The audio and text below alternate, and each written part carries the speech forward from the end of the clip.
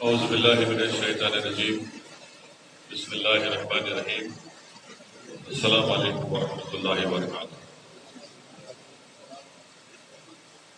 شہید رشید کو تشریف فرما حضرت مولانا مفتی قاسم صدیقی تسلیم صاحب،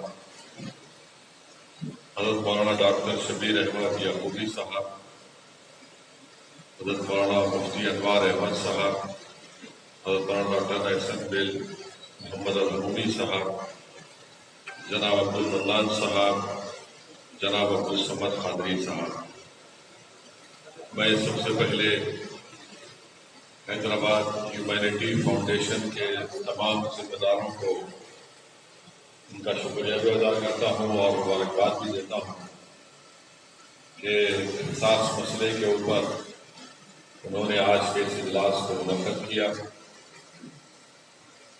اور ہمارے شہر حیدرآباد میں جو پچھلے چند مہینوں سے قتل کے جو واقعات پیش آ رہے ہیں اس سلسلے میں عوام میں اس تعلق سے بیداری پیدا کرنے کے لیے اس اعتبار سے کہ ہم تمام مل کر یہ جو معصوم لوگوں کا قتل ہو رہا ہے اس کی نہ صرف ہم مذمت کریں بلکہ ان تمام ہم اپنے اختیارات کو، اپنی عزت کو جو اللہ نے ہم کو دی ہے، جو طاقت دی ہے، اس کو استعمال کریں تاکہ مستقبل میں اس طرح کے ناپاک واقعات اس شہر میں دوبارہ نہ ہوں۔ آپ تمام نے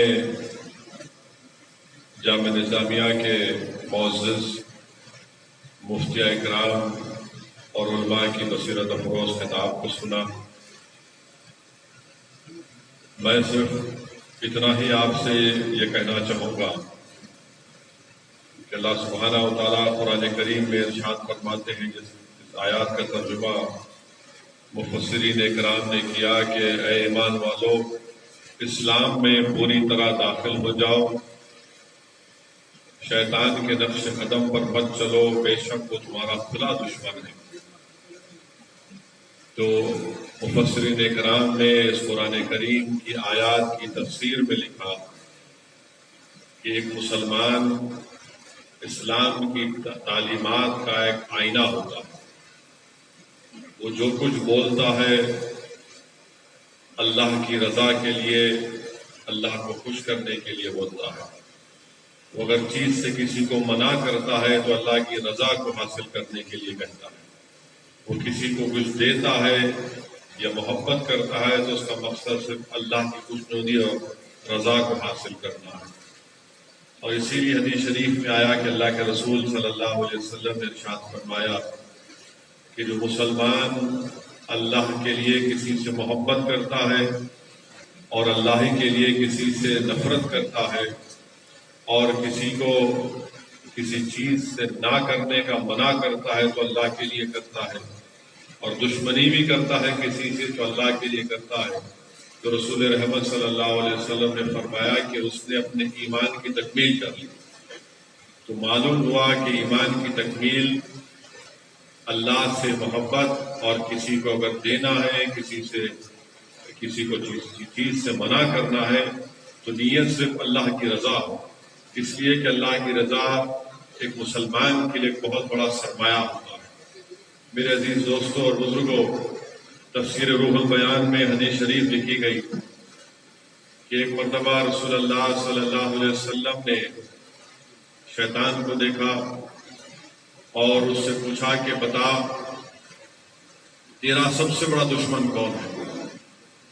تو شیطان نے کہا یا رسول اللہ صلی اللہ علیہ وسلم، آپ سب سے بڑے میرے دشمن ہیں۔ پھر رسول اللہ صلی اللہ علیہ وسلم نے اس سے پوچھا کہ بتا میری امت میں تیرا سب سے بڑا دشمن کون ہے؟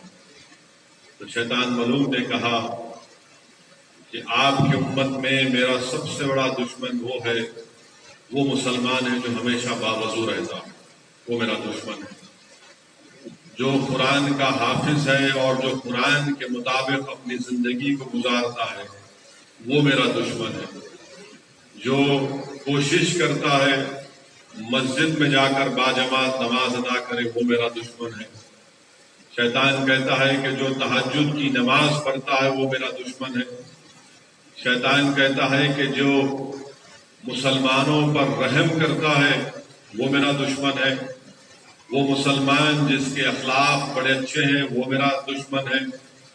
وہ مسلمان جو بیواؤں پر رحم کرتا ہے وہ میرا دشمن ہے۔ وہ مسلمان تاجر جو تجارت بڑی صفائی کے ساتھ اور پاکیزگی سے کرتا ہے وہ میرا دشمن ہے۔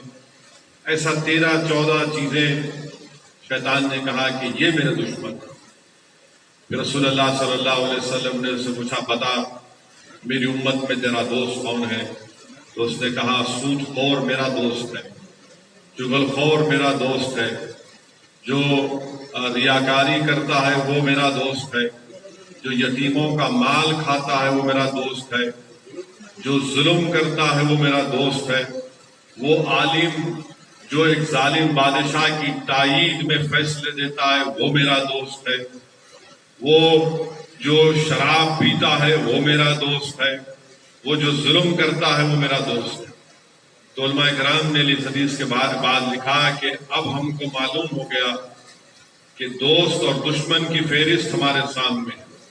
اب یہ ہم پر منحصر ہے کہ ہم دوست کی فہرست میں اپنا نام لکھائیں گے یا دشمن کی فہرست میں اپنا نام لکھائیں گے۔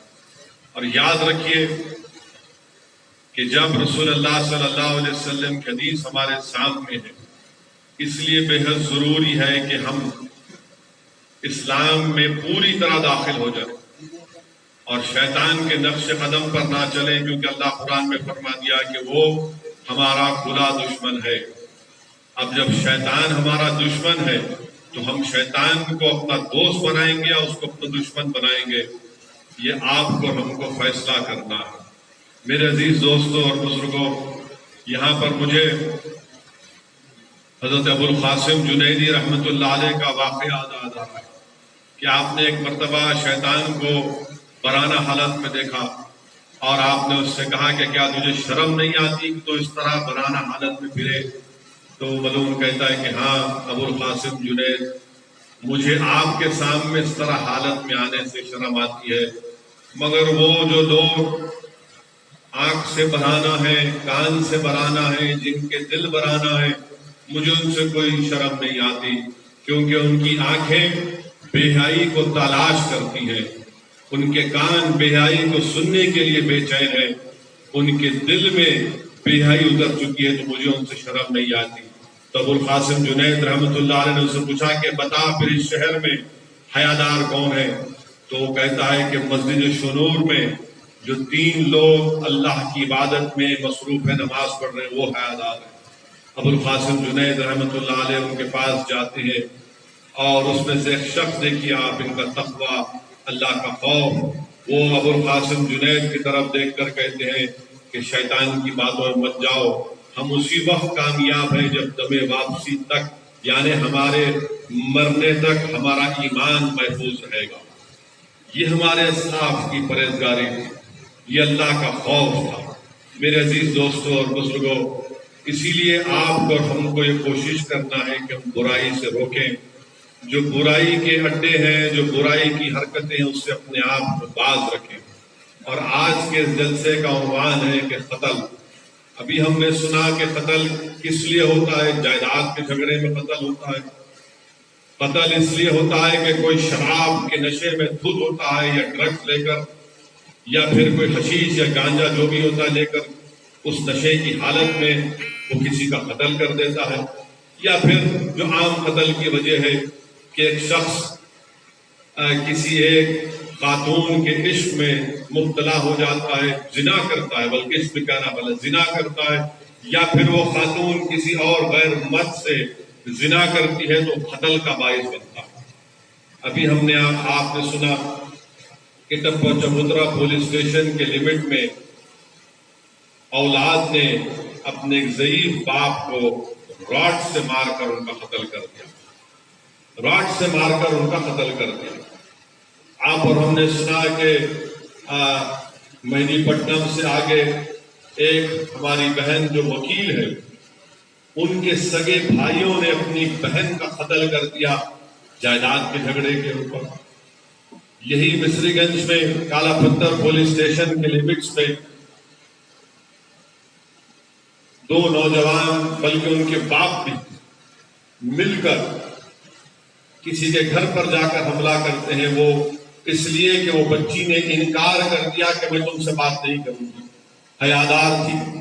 تو اس لڑکے کو، اس کی انا کو، بلکہ اس کی شیطانیت کو ٹھیس پہنچی۔ وہ جب گھر میں جاتا ہے تو بچی کا بھائی روکتا ہے تو اس کو قتل کر دیتے ہیں۔ اس کے معصوم تین بچے چھوٹے یتیم ہو گئے۔ ایسے کئی واقعات۔ کشن باغ کے پاس ایک بھائیوں نے مل کر روکا اس لڑکے کو کہ تمہاری بہن کو نہیں چھیڑنا، تو یہ شخص اپنی بہادری کو اپنا ظلم کرتا ہے اور چاقو مارتا ہے 2 لوگوں کو۔ میرے عزیز دوستوں اور بزرگوں، یاد رکھیے اللہ سبحانہ و تعالیٰ قرآن کریم میں، بلکہ علماء کی موجودگی میں گستاخی کر رہا ہوں، سورہ نساء کی آیات مجھے یاد آ رہی کہ اللہ سبحانہ و تعالیٰ فرماتے ہیں کہ جو کسی انسان کا قتل کرتا ہے وہ جہنم میں رہے گا، اللہ اس پر لعنت بھیجتا ہے، اللہ اس پر بہت بڑا عذاب اس پر نازل کرتا ہے۔ اور قیامت کے دن سب سے پہلے اگر کسی کا حساب کتاب ہوگا تو ناحق قتل کرنے کا ہوگا۔ قیامت کے دن اگر حساب کتاب تو سب کو گزرنا ہے، ان لوگوں کا حق ہوگا جو ناحق کسی کا قتل کرتے ہیں۔ اور حدیث شریف میں آیا، بلکہ بخاری شریف کی حدیث ہے کہ جو ایک آدھی کلمے کے برابر کسی اور شخص کا ساتھ دیتا ہے قتل کرنے کے لیے، تو اللہ کے رسول صلی اللہ علیہ وسلم نے فرمایا کہ وہ حشر کے میدان میں ایسا آئے گا کہ اس کی پیشانی پر لکھا ہوگا کہ میں اللہ کی رحمت سے مایوس ہوں۔ تو یاد رکھیے، اور حدیث شریف میں یہ بھی آیا کہ جس کو یہ لوگ قتل کرتے ہیں وہ اسی حالت میں اللہ کے عرش کے سامنے آ کر کہے گا کہ یا اللہ اب تو مجھ سے انصاف کر، اب تو مجھ سے انصاف کر۔ یاد رکھو یہ دنیا فانی ہے، یہاں بڑے بڑے لوگ آئے چلے گئے اور آتے رہیں گے اور جاتے رہیں گے، مگر ہمارا تو ایمان یہ ہے کہ ہم جب مریں گے تو دوبارہ اٹھائے جائیں گے۔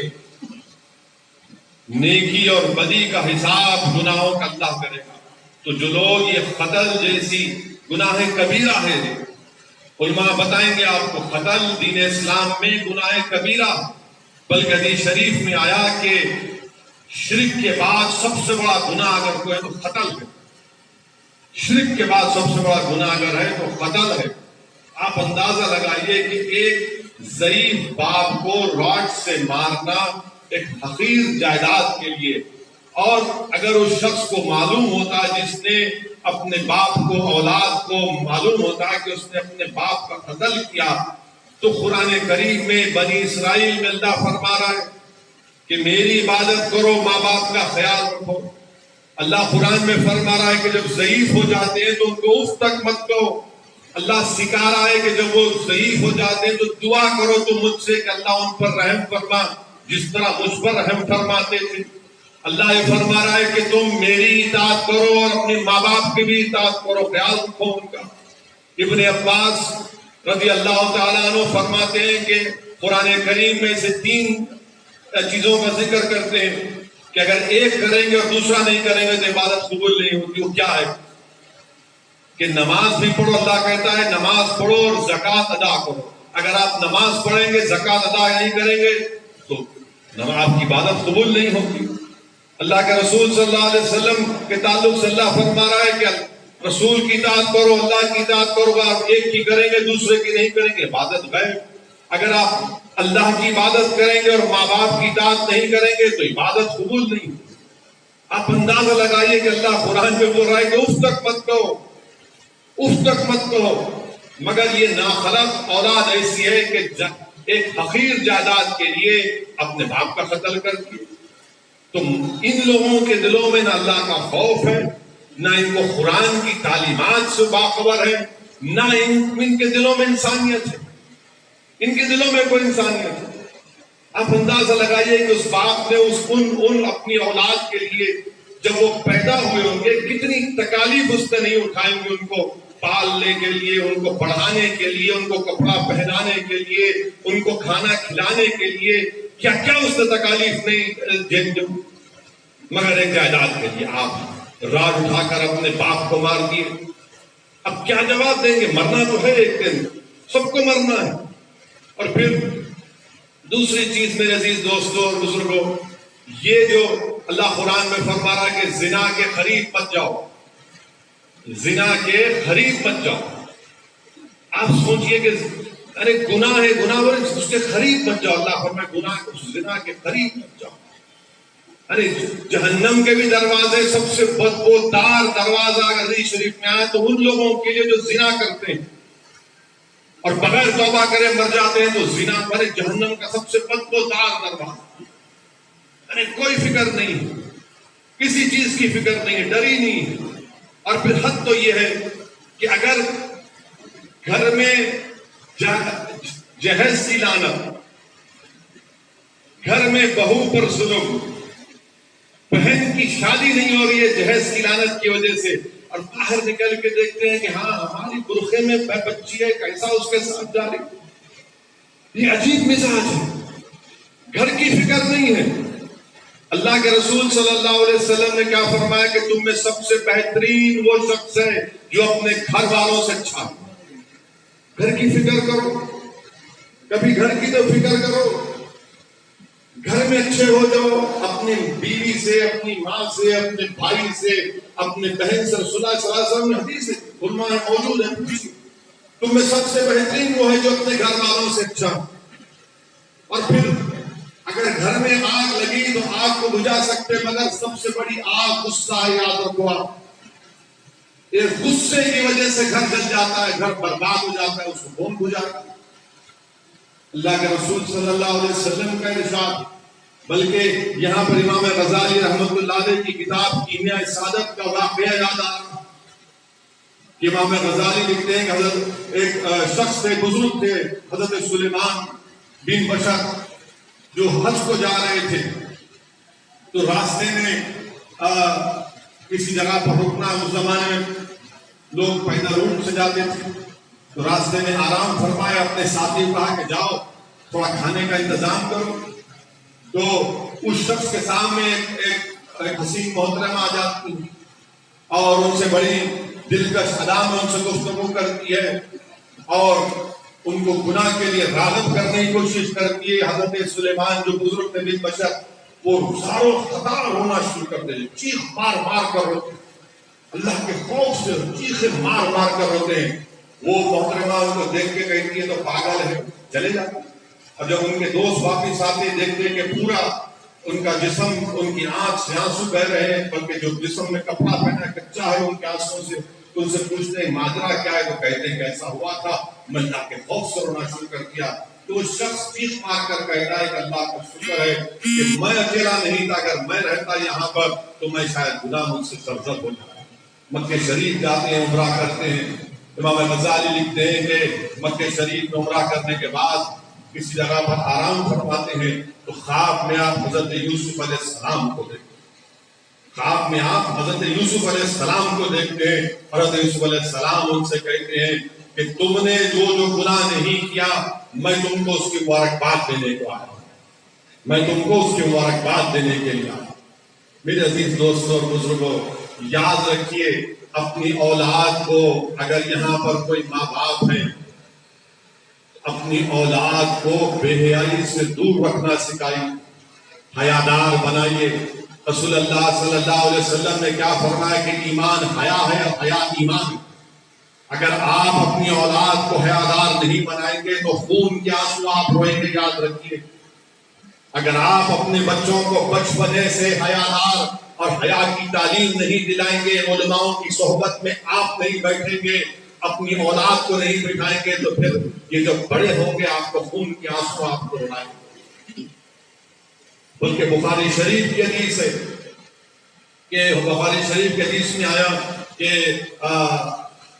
میں نے پہلی قوموں میں 3 لوگ کسی ایک غار میں جا کر آرام کرتے ہیں تو ایک پہاڑ گر جاتا ہے، راستہ بند ہو جاتا ہے، تو تینوں میں سے ہر ایک آدمی کہتا ہے کہ اللہ کو میں اپنی نیکیاں بیان کر کے اللہ کو ہم راضی کریں گے، وسیلہ دیں گے۔ تو ایک شخص کہتا ہے کہ یا اللہ میرے ماں باپ بوڑھے تھے، میں نے ان کی بہت خدمت کی، تو وہ جو پہاڑ راستہ اٹھتا ہے پتھر وہ تھوڑا ہٹتا ہے۔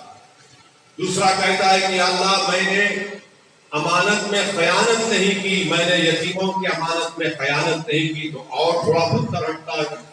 اور تیسرا شخص کہتا ہے کہ اللہ میں زنا کرنا چاہتا تھا، تیرا خوف مجھ پر غالب آ گیا، میں نے نہیں کیا، تو پورا پتھر ہٹ جاتا۔ آج مسلمانوں کی راہوں میں پتھر ہے، پہاڑ ہے، اگر آپ ان پتھر اور پہاڑوں کو ہٹانا چاہتے ہیں تو آپ کو اپنے ماں باپ کی خدمت کرنا ہے، امانت میں خیانت نہیں کرنا، اور زنا سے دور رہنا، زنا سے دور رہنا۔ اور تیسرا سبب بنتا ہے قتل کا شراب، ڈرگس، کہ شراب پیے بیٹھ کر اس کے بعد جھگڑا کرے اور ان کو مار دیے۔ اچھا پھر میرے سے آ کر کسی نے پوچھا کہ نہیں صاحب تو آپ اس کی بھی تعریف نہیں کر رہے، انہیں مر گیا۔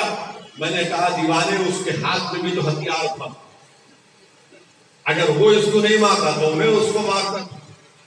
سیلف ڈیفینس کی بات الگ ہے، مگر جو لوگ جیسا ابھی آپ نے سنا، آپ نے بھی یہاں پر سنا، جو عالم دین امریکہ میں مقیم ہے، جو حیدرآباد میں مولانا مفتی قاسم صدیقی صاحب کے جذبے کا بدلہ، حدیث ہے سرکار دو عالم صلی اللہ علیہ وسلم، بخاری شریف کی حدیث ہے، رسول اللہ صلی اللہ علیہ وسلم نے فرمایا کہ دو لوگ، دو مسلمان اگر ایک دوسرے پر تلوار اٹھاتے ہیں اور ایک مر جاتا ہے اور ایک بچ جاتا ہے، تو رسول اللہ صلی اللہ علیہ وسلم فرمایا کہ دونوں جہنمی ہیں۔ صحابہ نے پوچھا رسول اللہ صلی اللہ علیہ وسلم یہ بات تو صحیح ہے کہ جس نے مارا وہ جہنمی ہے، پھر یہ کیسا؟ بولتے وہ بھی تو اس کو مارنا چاہتا، وہ بھی تو اس کو مارنے کے لیے نکلا تھا۔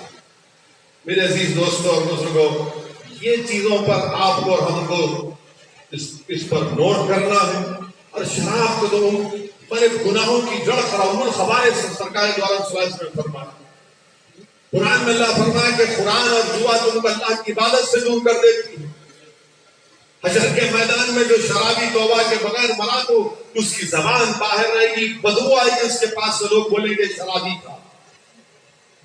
میرے عزیز دوستو، ڈرگس کا بڑا استعمال ہو رہا ہے، گانجے کا استعمال ہو رہا ہے۔ اب ہم کو ان برائیوں کا خاتمہ ہم کو کرنا ہے اپنے گھر سے۔ گھر کا ماحول ماشاءاللہ کیسے آپ کو دیکھ لیجیے۔ میں ہمارے آج سے 2 دن پہلے ایک صاحب سے یہی بات کر رہے تھے اپنے بچے کے بارے میں۔ میں ان سے پوچھا کہ آپ کے بچے کی عمر کیا؟ بولے 21 سال کا، اس طرح کی حرکتیں کر رہا ہے۔ لیکن بولتے کیوں نہیں، اس کو سمجھاتے کیوں نہیں آپ؟ وہ کیا بولے، مجھے یہ بتائے کہ صاحب اگر میں زیادہ اس پہ دباؤ ڈالوں گا تو گھر چھوڑ کے بھاگ جاتا ہوں۔ کیسا بھاگتا ہے گھر چھوڑ کے؟ بھائی نہیں صاحب زیادہ میں بولا تو بھاگ جاتا گھر چھوڑ کے۔ ارے ماں باپ بچے اولاد سے ڈر رہے ہیں، اولاد ڈرنا ماں باپ سے۔ ہم اپنے والد کے سامنے، مرحوم کے سامنے ہماری روح قبض ہو جاتی تھی۔ زیادہ میں نے زندگی میں اس زمانے میں جو بھی مزاج تھا، جو لوگ ہماری عمر کے ہیں، وہ تو اپنے والد کے سامنے نظر جھکا کر بیٹھتے تھے، نظر جھکا کر جو بھی شکایت غصہ کرنا تھا وہ ماں کے پاس جا کر کرتے۔ مگر آج والد یہ کہہ رہے زیادہ دباؤ ڈالیں گا تو گھر چھوڑ کے بھاگ جاتا۔ ہم نے بھاگنا تو اس کو بھی، غلطی آپ کی ہے، آپ نے بچپنے سے اس کی تربیت نہیں کی۔ صحیح کہا آپ نے ابھی یہاں پر ایسا رحمی صاحب نے، ایک زمانہ تھا کہ صبح صبح بچے مسجد کو یا مول صاحب کے پاس جا کر ان کو اخلاقیات کی تعلیم دی جاتی۔ ایک وقت تھا کہ گھر میں ماں باپ بیٹھ کر اپنی اولاد کو نیکی اور برائی کے بارے میں بتاتے تھے، بحث ہوتی تھی اس کے اوپر، قرآن کی تعلیمات کے اوپر باتیں ہوتی تھی، حدیث کے بارے میں بات ہوتی۔ اب کچھ نہیں ہے، اب ماحول گھر میں کیا ہے، باپ کے ہاتھ میں سیل فون ہے، انہوں فیس بک پر، اماں ٹی وی میں ہے، بچے ویڈیو گیم میں ہیں۔ حقیقت ہے یہ، ہر گھر کا ماحول یہ ہے۔ جب سے یہ وائی فائی آیا، انہوں ایک طرف، کھانا کھاتے وقت بھی سیل فون۔ ہم سمجھ سکتے ہیں ہم سیاستدان ہیں، سیل فون سامنے رکھا، کوئی فون کرے اٹھانا ضروری، مگر ماحول ایسا ہے کہ بس لگے ہوئے ہیں سیل فون پر۔ نہ باپ کو فکر اولاد کی، نہ اماں کو فکر، نہ بیٹوں کو اپنی فکر، نہ تو گھر کا ماحول کیا ہوگا؟ مانے بجائے اپنے ماں باپ سے قریب رہنے کے وہ اپنے دوستوں کو اپنے ماں باپ کے برابر سمجھتا ہے، ان سے زیادہ محبت کرتا ہے۔ یہ حقیقت ہے آج کے معاشرے کی، اور اس کی ذمہ داری ہم پر عائد ہوتی ہے، اس کی ذمہ داری ہم پر عائد ہوتی ہے۔ آج پوری انسانیت ترس رہی ہے، مسلمانوں سے کہہ رہی ہے کہ ہم کو رسول اللہ صلی اللہ علیہ وسلم کی تعلیمات سے ہماری پیاس کو بجھاؤ، اور ہمارے نوجوان کہاں ہمیں بتائیں۔ یاد رکھیے، اگر ہمارے نوجوان میں اسی طرح کا یہ ارتداد، یہ تمام فتنے بڑھتے جائیں گے تو قوم گر جائے گی، خدا نخواستہ۔ آپ قوم اور ملت کا مستقبل ہے، اگر آپ ان برائیوں کے راستے پر چلے جائیں گے تو پھر کیا ہوگا بتائیے۔ اگر ہم کو اپنی غربت کی شکایت بھی ہے مگر شراب خانے بھی آباد، پیسے نہیں ہے مگر شراب کے پورے سینٹر پر ہم موجود، آٹو ہے بیچارہ کسی کو دیتا ہے کہ بھائی کما کے دے تو شراب پی کر آٹو پکڑے جاتا ہے، اور دوسرے دن دارالسلام کو آ کر خود نہیں آتا، دور کھڑے ہو کے اپنی بیوی کو جاتا، جا کے تم بول کے آؤ۔ ارے کیا ہے بتائیے، آپ کیا شراب پیتے؟ نام آپ کا کیا ہے؟ عبد الرحمان آپ کا نام ہے، اور آپ شراب آٹو چلا رہے، شراب پکڑا جا رہا ہے آپ کا۔ آپ ظلم کر رہے ہیں، اپنے گھر میں بہو آئی جہیز لے کے نہیں آئی، پیٹتے ہو اس کو، پھر آپ کو شکایت ہے کہ بھائی میری بچی کی شادی بھی نہیں ہو رہی۔ یاد رکھیے، یہ برائیوں کا خاتمہ، یہ گناہوں کا خاتمہ، یہ معاشرے سے یہ قتل و غارت گری کو اگر ہم کو اور آپ کو مل کر ختم کرنا ہے تو اس کا ایک ہی طریقہ ہے کہ دین سیکھیے، اسلام کو سمجھیے۔ اسلام صرف یہ نہیں ہے کہ جمعے کے دن چلے گئے ذرا عطر لگا کے، یہ نہیں، دین سمجھیے۔ علماء کے صحبت میں بیٹھیے، علماء کے صحبت میں بیٹھیے، اپنے ماں باپ کی عزت کریے، اپنی ماں کی قدر کریے، اپنی بیوی کی عزت کریے، اپنی بیوی سے محبت سے پیش آئیے۔ کیوں مارتے بھائی بیوی کو اپنے آپ؟ کس نے اختیار کیا مارنے کو آپ کو؟ علماء ہے، پوچھیے آپ، میں بھی رک جاتا ہوں، آپ یہ علماء آپ کو بولیں گے کیا بیوی کا کام کھانا پکانا ہے؟ اب بولیے آپ کیا بیوی کا کام کھانا پکانا ہے شریعت میں؟ پوچھو آپ ان سے، نہیں تم نہیں پکائے ہم سنتے ہیں۔ آپ پوچھو، میں جانے کے بعد جو فتویٰ دو، آپ جا کے جامع نظامیہ سے فتویٰ دو کہ بیوی کا کام کھانا پکانا، پکانے کا تو پکانے والی کو رکھ لے نامیہ۔ رسول اللہ صلی اللہ علیہ وسلم خود اپنا کپڑا سیتے تھے، خود اپنا کام کرتے تھے رسول اللہ صلی اللہ علیہ وسلم، اشرف الانبیاء رحمت اللہ علیہ۔ ابھی لوگ کئی جگہ تھے، کھانا اچھا نہیں پکا، تیرا کام اس کا کام نہیں ہے بابا، تم پکاؤ، یا پکانے والی کا رکھو، یا جو پکائے الحمدللہ۔ نہیں، میری اماں کی خدمت نہیں کری، ارے تمہاری بیوی ہے نوکرانی، اس میں مارتے اس کو، وہ ماحول برباد اور پوری شرمندگی ہم کو ہوتی ہے۔ اور پھر یہ میڈیا کو مل جاتا ہے انہوں ایسا کرے، جبکہ برائی سب میں ہے، یہ صرف مسلمانوں کے تک نہیں ہے، بلکہ ہم نے دیکھا پرانے شہر میں ایک شخص نے اپنے 2 سال کے بیٹے کا گلا کاٹ دیا، 2 سال کے بیٹے کا گلا کاٹ دیا۔ تو شراب، یہ تمام چیزوں کے ڈرگز سے اپنے آپ کو بچائیے، اپنے اولاد کو بچائیے، اور دین کو سمجھیے، اور ہمیشہ اس بات کا خوف اپنے دل میں پیدا کریے کہ اللہ دیکھ رہا ہے، ایک دن اس کا حساب کتاب دینا ہے۔ آج اگر کوئی طاقتور ہے تو کوئی یہ نہیں سمجھ سکتا کہ میں سب سے بڑا طاقتور تو اللہ ہے، سب کو حساب دینا ہے۔ ہم قتل کرتے جائیں گے، باپ ضعیف ہے، راڈ لے کے مار، بہن ہے جائیداد میں حصہ نہیں، بہن کو مار دیے، نہیں ہماری پورے، میں اس سے بات کرتا تھا، میرے سے نہیں بات کر رہی، میں جا کے اس کے بھائیوں کو چاقو سے مار دوں۔ قانون آپ اپنے ہاتھ میں نہیں لے سکتے، یاد رکھیے، علماء ہے، پوچھ لیجیے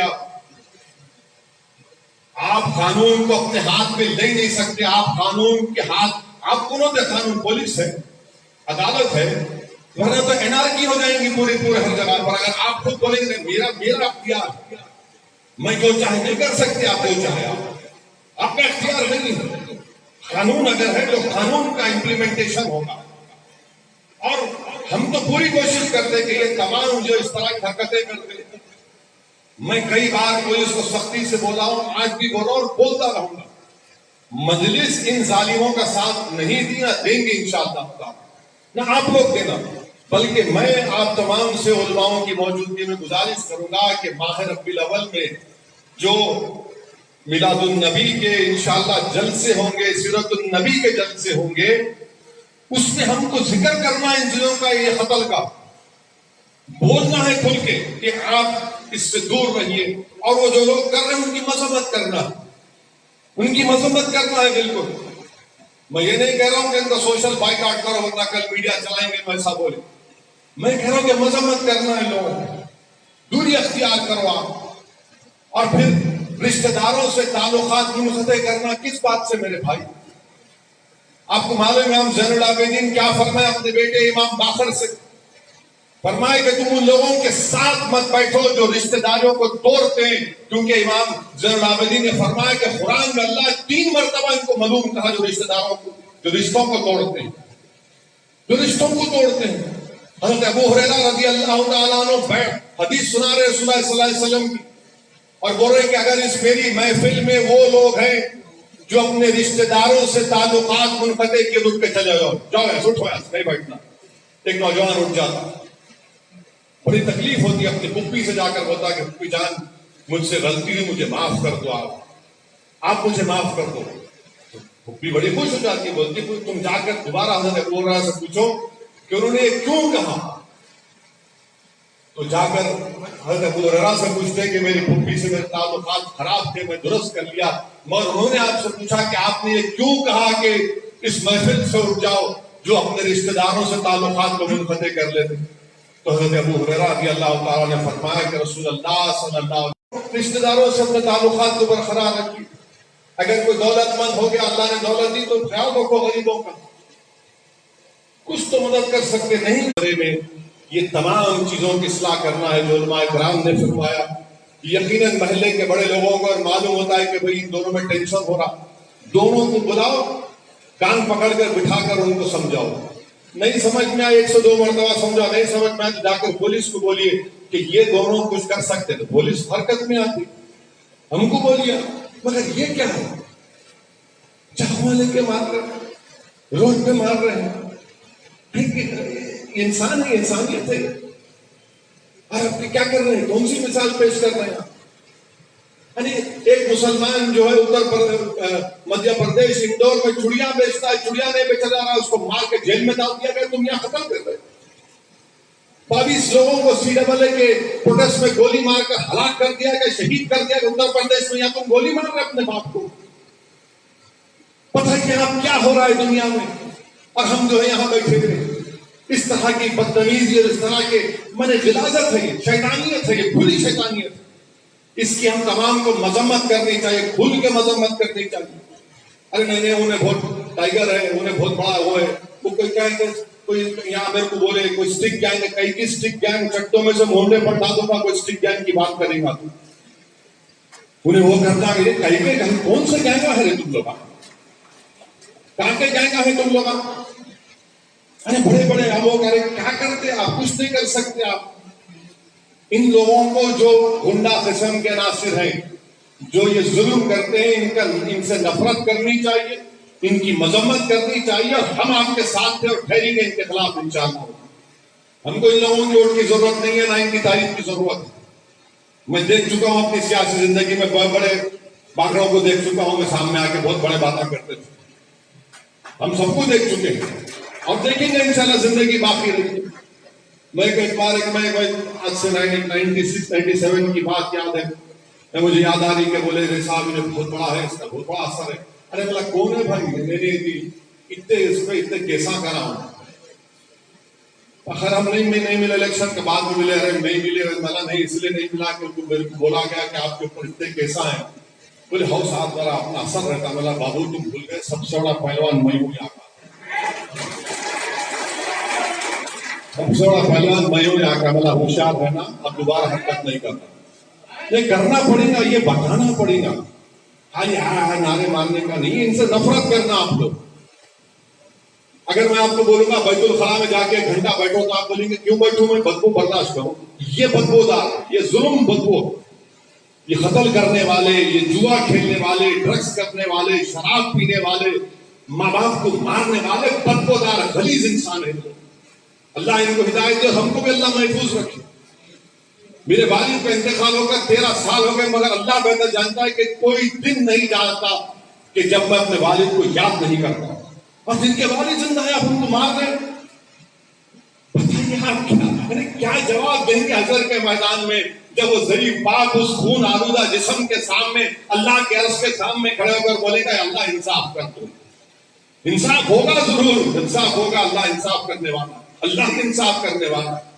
اور کوئی لوگ یہ سمجھ رہے ہیں کہ ایسا کر یاد رکھو تم جو یہ قتل کر رہے ہو تم پہ حدیث میں آیا کہ تمہاری چہرے سے برکت اڑ جاتی، تمہاری روزی میں کمی آتی اور تمہاری موت جلدی ہوتی.